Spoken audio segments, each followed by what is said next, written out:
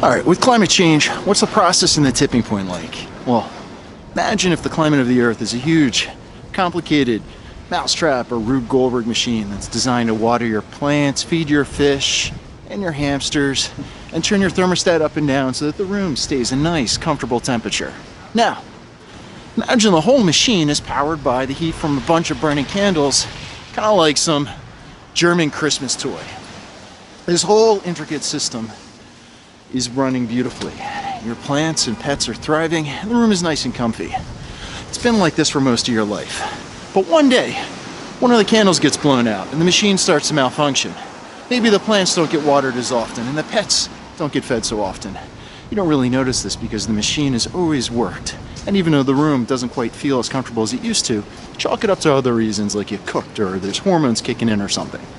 Now, meanwhile, since the hamsters aren't getting their food as often, they're not getting fed, their energy level's off, and since the hamster wheel is powering the part of the machine that replaces candles, another candle now goes out. So now the machine, it's not really working so well. The fish aren't getting fed, plants are starting to wilt noticeably, and the hamsters are completely inactive. On top of this, the room is getting uncomfortably warm because the machine can no longer adjust the thermostat. The temperature's going up, now the candle's starting to melt because this room is getting so damn hot. So soon, the machine isn't working well and you're putting out small fires that are starting from all these melted candles.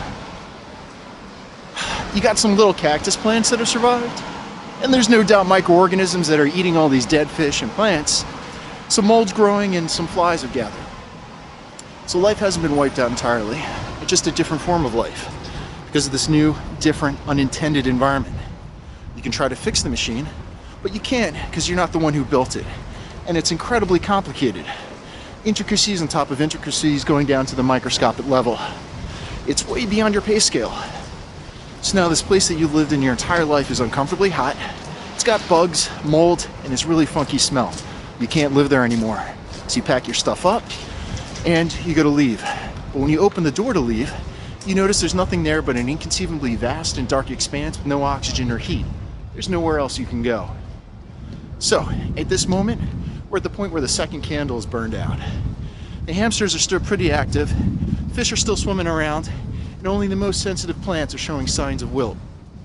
You're not paying a lot of attention, but you're noticing a strange noise that you haven't heard before. You go search for the sound of the noise and it's a phone. On the other end of this phone, there's somebody trying to tell you that something's really wrong with your machine. They tell you your pets and your plants are dying. If you don't do something now, you won't be able to save them. Now, if you look at your plants and your pets right now, these seem fine. Now, this person says there's a huge team of scientists that are working around the clock to try to fix the malfunction. But he needs time, and he needs you to buy them time so you can change the way that you live. Everything he says you have to do is incredibly inconvenient. Life isn't going to be comfortable, and he's telling you to stop doing some of your favorite things forever. If you follow his instructions, your life is never going to be the same, but you will adapt and you'll live out your days in the company of your beloved hamster, your fish, your flowering plants. There's even a chance that the scientists will call you back sometime in your lifetime and talk you through a way to patch this machine so that it's functioning again. But if you don't follow these instructions, one day soon the other candles will melt. And it's going to damage the machine too much for anybody to fix, including the scientists. So this is where we're at today. Scientists have made the call, and they're working hard to sequester the carbon, find new viable and sustainable energy sources, and perhaps even repair the damage to the environment. Even though they're super talented, they still aren't the ones who built this machine, so they won't have a solution for a long time.